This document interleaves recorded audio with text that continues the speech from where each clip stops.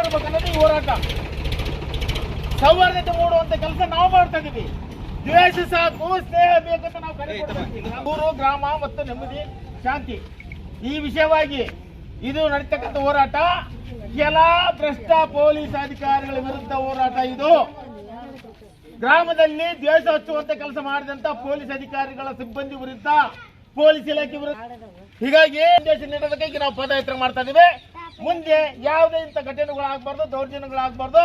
ಎಲ್ಲರೂ ಸ್ನೇಹವಾಗಿರಬೇಕು, ಜಾತ್ಯತೆ ಬಿಡಬೇಕು, ಅಸ್ಪೃಶ್ಯತೆ ಬಿಡಬೇಕು ಮತ್ತು ದೇವಸ್ಥಾನ, ಹೋಟ್ಲುಗಳು ಎಲ್ಲ ರೀತಿಯಲ್ಲಿ ಒಂದು ಸ್ನೇಹ ಪ್ರವೇಶ ಅನ್ನೋದು ಇರಬೇಕಾಗುತ್ತೆ. ಆದ್ರೂ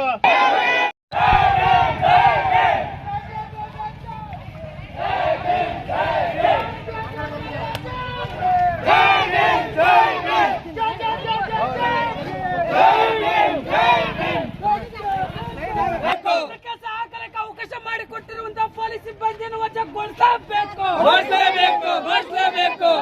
ಸೂಕ್ತ ರಕ್ಷಣೆ ನೀಡುವ ಸರ್ಕಾರಕ್ಕೆ ಧಿಕ್ಕಾರ. ಪೊಲೀಸ್ ಇಲಾಖೆ ಅಧಿಕಾರಿಗಳೇ ನೀವು ಯಾರೊಬ್ಬರು? ಪೊಲೀಸ್ ಇಲಾಖೆ ಸಿಬ್ಬಂದಿಗಳೇ ನೀವು ಯಾರೊಬ್ಬರು? ಜೈ ಭೀಮ್, ಜೈ ಭೀಮ್. ಜಾತಿಯನ್ನು ಕಾಪಾಡಿಕೊಳ್ಳುತ್ತಿರುವ ಜಾತಿವಾದಿ ಮನಸ್ಸುಗಳಿಗೆ ಧಿಕ್ಕಾರ.